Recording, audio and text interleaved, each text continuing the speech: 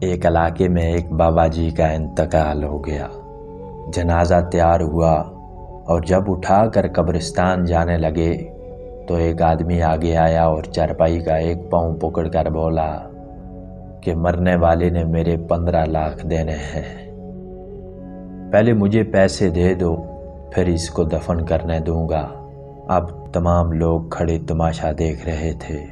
بیٹو نے کہا کہ مرنے والے نے ہمیں تو کوئی ایسی بات نہیں بتائی کہ وہ مقروض ہے، اس لیے ہم یہ پیسے نہیں دے سکتے۔ مرنے والے کے بھائیوں نے کہا کہ جب بیٹے ذمہ دار نہیں تو ہم کیوں دیں؟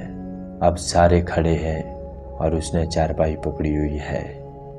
جب بات گھر کی عورتوں تک جا پہنچی، مرنے والے کی اکلوتی بیٹی نے جب یہ بات سنی تو اس نے فوراً اپنا زیور اتارا اور اپنی ساری نقد رقم جمع کر کے اس آدمی کے لیے بھجوا دی اور کہا کہ اللہ کے لیے یہ رقم اور زیور بھیج کر اس کی رقم رکھو اور میرے ابو کا جنازہ نہ روکو، میں مرنے سے پہلے سارا قرضہ ادا کر دوں گی، باقی رقم کا بھی جلد بندوبست کروں گی۔ اب وہ شخص کھڑا ہوا اور سارے مجمع کو مخاطب کر کے بولا، اصل بات یہ ہے کہ میں نے مرنے والے سے 15 لاکھ لینے نہیں بلکہ اس کے 15 لاکھ دینے ہیں، اور اس کے کسی وارث کو میں جانتا نہ تھا تو میں نے یہ کھیل کھیلا۔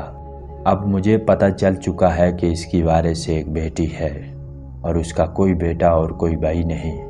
اب بھائی منہ اٹھا کر اسے دیکھ رہے تھے اور بیٹے بھی۔ محترم دوستو، جن کی بیٹیاں ہیں بہت خوش نصیب ہو، لہٰذا بیٹی کی پیدائش پر خوش آنا چاہیے۔ بیٹیوں کی شریعت میں بہت فضیلت بیان کی گئی ہے۔